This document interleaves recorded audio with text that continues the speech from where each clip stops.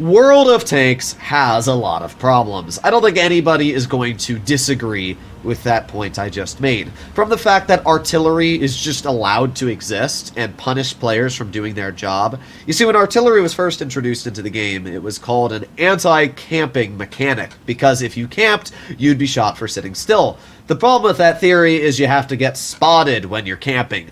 Usually, artillery are either shooting at the light tank, trying to actually do the job for the team, or they're shooting at whoever's in the front line and they're heavy. So essentially, artillery are doing the complete opposite. They are promoting camping, they are promoting you to not get spotted, instead of actually doing your job. So artillery alone ruin a lot of the fun in this game. Also the fact that loading gold rounds is completely pay to win in a lot of situations, which we obviously know. In fact, I played a game the other day in my Renault Charente where I loaded standard ammo and I lost the game because I could have had gold rounds to pen a VK-72. But that's not the point of today's video. The major complaint I have in today's video is the fact that tier 8s, 7s, 6s, 5, whatever tier you want to say, can fight 2 tiers above. How does that make any sense? Well, I guess it makes a lot of sense for wargaming, because they're going to make money. I have to load gold ammo in any tier 8 heavy to even have a chance of penning a vehicle like the Object 705A frontally, or an Object 752 frontally. But not only that, it's also the fact that you're fighting tier 10 tank destroyers, which have enough pen to cut through tier 10s easily, let alone tier 8s. The Hori on the enemy team just went through with premium AP, my gun, and then through the spaced armor behind the gun into my mantlet and pent, and rolled 765. That is half of my entire HP pool taken away from my tank with no counter whatsoever. I did not overpoke my tank. My entire lower plate and upper plate was hidden. All I had was my turret fully hull down, and I even got a nice snap into the 752.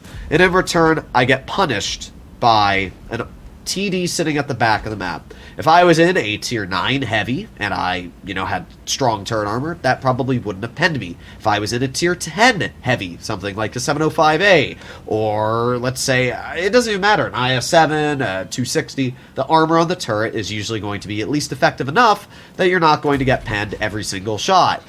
But when you're driving a vehicle like the Bisante up against tier 10 TDs, what are you supposed to do? I've received 2 shells, and I'm already dead, basically. I have 136 health, and I've done 700 damage. This just shouldn't be a thing. Now, people might type in the chat skill issue, but it's not like I end up doing bad in this game. I'm able to bring it back because I just stopped playing aggressive.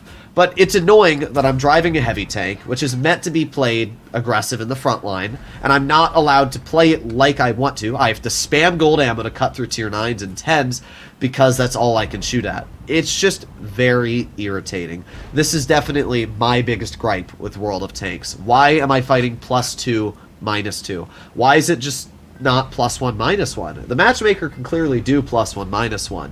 It just doesn't make sense to me why that isn't a thing. Nobody wants to fight tier 10s in a tier 8. Like, literally nobody says, "Ooh boy, I really want to go in my tier 8 heavy and go up against tier 10s." And it's completely dependent on what heavy you're driving. If you're in a vehicle like a BZ-176 and you've got really good turret armor, great gun depression, then you're going to be fine. But if you're in a vehicle that is only really good at fighting tier 8s or maybe the occasional tier 9, and now you're fighting tier 10s like a Chrysler K, for example, it's only got pen against tier 9s. And that's it. Once you go up against tier 10s, the Chrysler's armor, everything about the vehicle starts to fall apart.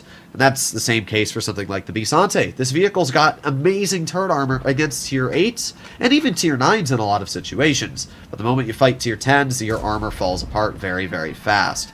But let's see what we're able to do here. We're at 1,500 damage. We're still fighting that AMX. We're chilling here.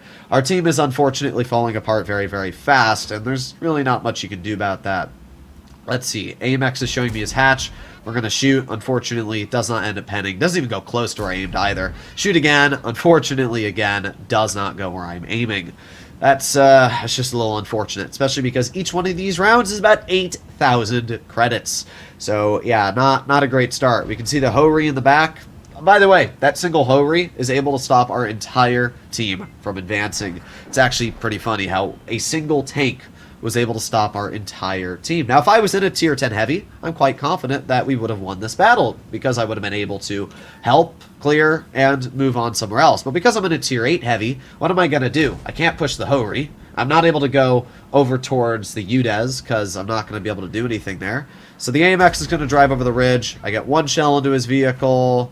I'm going to get 2 shells into his tank. And we don't have enough HP to finish him off here. So I'm just going to shoot him for 330. He's going to ram me. And somehow that actually kills me. I'm very surprised because he tapped me at like 10 kilometers per hour with me reversing. But oh well. Guess that's just how the cookie crumbles sometimes. So unfortunately, we do end up losing this game. But I ended up doing pretty good in this battle. If we take a look over at my results, taking a look at the post-game results of that battle, we can see the Shrek TVP and my Bisante did first and second on the team. It's not until we make it to 5th we find our first tier 10 being the T110E3 at 2,067 damage. It doesn't really matter how much of an impact you make in your tier 8. At the end of the day, tier 10s are just more influential. And when your tier 10s suck, there's not much you're going to be able to do to change the course of that battle. Look at the enemy team. Hori Type 3 and Leopard 1 both finishing top on their team, and it shows just how little of an impact you sometimes have, and it's really why I hate the +2 -2 algorithm. I mean, look at this. That shell from the Hori that took off half of my health penned me through the gun and then went through my mantlet and still rolled 765. It's just a little stupid. I really do hope that in the future Wargaming just changes the matchmaker to +1 -1. Let's now do the opposite. Let's see what it's like to play as a top tier heavy. While the enemy team does have tier 9s, all of them are either tank destroyers or mediums, only being tier 8s and 7s that are actually tank destroyers. And you are going to see the sheer difference in gameplay that it creates, allowing you to not only play aggressive, but confident that your armor is actually going to do the trick.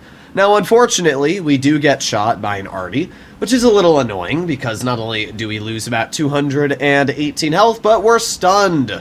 But after waiting a little bit of time for our stun to go away, we are back in action. You'll also notice that I don't have to load gold to penetrate my opponents when I'm fighting equal and lower tiers, because I can aim at weak spots without having to worry about loading gold, unlike fighting tier 10s. So, what do we have? Well, the Char trying to fight us. I don't know where that shell went, but it's a little unfortunate. Let's try again. There you go. Nice pen right through his vehicle. Just like that, we've been able to deal 1,000 damage. Do you see how aggressive I'm able to play and get away with when I'm top tier? I guarantee if I was up against tier 10s, there's nothing I would have been able to do here. We would have instantly had to stay more passive, and the entirety of the battle would have been changed. So at this point, we are just going to push this dead Moots' Hull up. We're going to aim it on the T-29, right at the track wheel.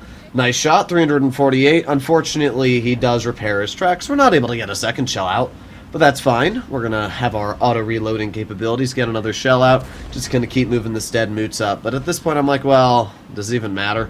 I can probably just shoot at this guy. He gets wedged up somehow. So I get a nice 340 damage into his tank, and I'm going to aim it on the roof of his vehicle. I aim just a teeny bit too low. That's alright. We're doing okay as it is. At this point, I see our entire team is about to roll up behind this guy, so I might as well just dump my final shell, and we're up to 2,000 damage. So we've easily been able to win the 9 line on this map, mostly in part due to the sheer aggressiveness that being in a top tier heavy is able to put on the team. And it just shows how much better it feels to drive top tier. Again, if I was in a tier 10 matchup, there's probably not much I could have done. I would have just hoped that my team would win the aggressive port there, and I don't get penned all too much. Let's see. We got a Lorraine and an M12 off to the side. Not able to shoot any of these vehicles yet. We got an Object 260. Alright, let's speed up the replay a little bit. We're going to keep on driving up here. Keep on going. And now we are finally at some action. Alright, well, we got the Waffenträger. I'm just going to get a nice slap into his vehicle for 364. Not able to get another shot, but that's fine. We got the 263 right in front of us. We're at 2,500 damage, just about the same we were at with our other game. But you can see the difference in how it feels to deal 2,500 in an equaled matchup. So, 263 gets shot once for 450. We're going to try and shoot him. Unfortunately, the Patton tank rams him right before we shoot, which messes up our shot, but that's fine. We got a second shell out, and we got a third shell, dealing over 3,000 3,000 damage. We aren't able to get any more out, but still, 3,100 damage in an incredibly easy game. We didn't block that much, but to be fair, we didn't get shot that much. And it showcases, just as I said, the sheer difference between fighting tier 10s and fighting tier 8s and even 9s. Taking a look at the post-game results, we can see that I finished top of the team in the Bisante, dealing 3,090 damage. And this was a really easy game. I literally just drove straight through my opponents, no trouble whatsoever. And it shows just how easy it is to do well when you're put up against equal-tiered and only slightly higher-tiered opponents. If this was a match where I was up against tier 10s, there's no way I could have pushed. A single Kron, a single 2790, or just really any haul-down heavy could hold that ridge there, and there's nothing I can do. What am I going to do? Push a super conk that can cut through my turret? The majority of tier 10s butter through tier 8 armor. Even if it's a super heavily armored vehicle like the BZ-176, they can still easily cut through, whether they're overmatching the roof or they just have 320 mils a pen to cut through the turret. In my opinion, and this is probably a pretty universal opinion, the matchmaker should be changed to +1, -1. If you're in a tier 8, you should only be able to fight at max tier 9. If you're in a tier 9, you should only be able to fight tier 8s or tier 10s. It is very unfair that tier 8s have to go up against tier 10s, but tier 9s only have to... It just doesn't make sense in my opinion. I don't know why Wargaming has the balance like this. People might say, well, the matchmaker might take longer to load people in, but I just don't see how that's possible. Half the time I instantly load into all tier 8 or tier 7 and 8 games. I mean... It's very fast on matchmaking. They definitely have enough tanks in queue that you might wait an additional 10 seconds and you'll get in a tier 8 game. And that would be fine with me. Heck, I'd rather wait a minute in queue to get an all tier 8, maybe a couple tier 9 battle than tier 10s, tier 9s, and then like 2 or 3 tier 8s. It just doesn't make sense. If anybody disagrees with what I'm saying here, honestly, I don't even understand why. Like, what benefit do you have of fighting tier 10s? Maybe more XP if you kill them, but you'll also get more XP if you're just averaging more damage, which you probably would if you were fighting equal tiered opponents more often. Your win rate would go up. I just don't see the point in fighting tier 10s when you're in a tier 8. I don't see the point of fighting tier 9s when you're in a tier 7. I just don't get it. Let me know in the comments down below what you guys think, but it's definitely one of the changes that I think Wargaming really needs to have happen to the matchmaker. I'll see you all in the next one, and let me know in the comments. Bye-bye.